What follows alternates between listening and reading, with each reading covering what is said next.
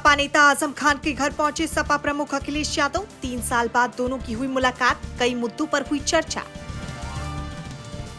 MP के मुख्यमंत्री मोहन यादव ने दिल्ली में गृह मंत्री अमित शाह से की मुलाकात, कई मुद्दों पर हुई बातचीत। बीजेपी अध्यक्ष जेपी नड्डा भी रहे मौजूद। आप सांसद संजय सिंह ने मोदी सरकार पर साधा निशाना। 10 अक्टूबर को यूपी में प्रदर्शन का किया ऐलान। सीजीआई गवई पर हुए हमले को लेकर होगा प्रदर्शन। गवई जूता कांड पर फूटा सीजीआई की मां और बहन का गुस्सा, कहा कानून को हाथ में लेने का अधिकार नहीं, घटना को संविधान पर बताया हमला।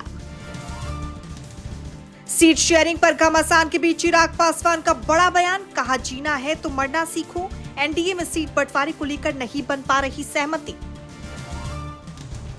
जोधपुर जेल में सोनम वांगचुक से पहली बार मिली पत्नी गीतांजलि, कहा उनका हौसला अटूट है। वांगचुक की रिहाई को लेकर 14 अक्टूबर को होगी अगली सुनवाई।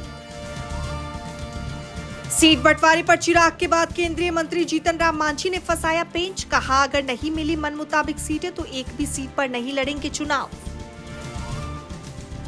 तमिलनाडु में गजा में इजरायली कार्रवाई के खिलाफ मकपा का विरोध प्रदर्शन, सीएम स्टालिन भी हुए शामिल।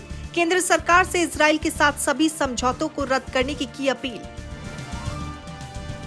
एआईएमआईएम के अध्यक्ष असदुद्दीन ओवैसी का बड़ा बयान, कहा बिहार में महागठबंधन की हार के जिम्मेदार हम नहीं होंगे। बिहार चुनाव की तारीखों का हो चुका है ऐलान। हिमाचल प्रदेश में बिलासपुर में बस हादसे में 16 लोगों की गई जान, परिजनों को 4-4 लाख रुपए मुआवजा देने की हुई घोषणा। न्यूयॉर्क पहुंचा भारतीय सांसदों का दल, यूएन में रखेंगे भारत का पक्ष। बीजेपी सांसद पीपी चौधरी कर रहे हैं नेतृत्व। ब्रिटिश पीएम 100 लोगों के डेलीगेशन के साथ पहुंचे भारत, मुंबई में मोदी से मिलेंगे स्टारमर। दोनों ग्लोबल फिनटेक फेस्ट में होंगे शामिल। रूस की तरफ से जंग लड़ रहे भारतीय छात्र का सरेंडर, यूक्रेन ने वीडियो किया जारी। जेल से बचने के लिए सेना में हुआ था शामिल।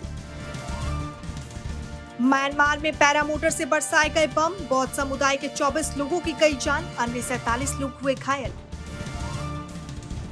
यूक्रेन का हर दिन 125 किलोमीटर जमीन कब्जा रहा रूस, व्लादिमीर पुतिन ने खुद कर दिया बड़ा खुलासा, कहा हम अपने मिशन में लगातार हो रहे कामयाब। कंफर्म रेल टिकट में बिना एक्स्ट्रा चार्ज की यात्रा की तारीख बदल सकेंगे यात्री, रेल मंत्री अश्वनी वैष्णव ने दी जानकारी। जनवरी 2026 से लागू हो सकती है नई व्यवस्था। एनसीपीआई बदलेगा नियम, फेस ऑथेंटिकेशन के बिना नहीं होंगे बड़े ट्रांजैक्शन, यूआईडीएआई के एक सीनियर अधिकारी ने दी जानकारी।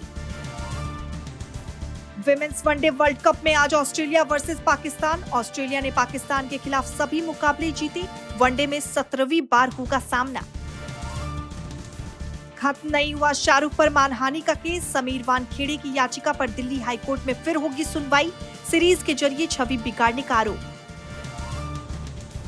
पृथ्वीराज सुकुमारन और दुलकर सलमान के घर ईडी की रेड, ममूटी भी जांच के दायरे में। लग्जरी कारों की अवैध स्मगलिंग से जुड़ा है मामला।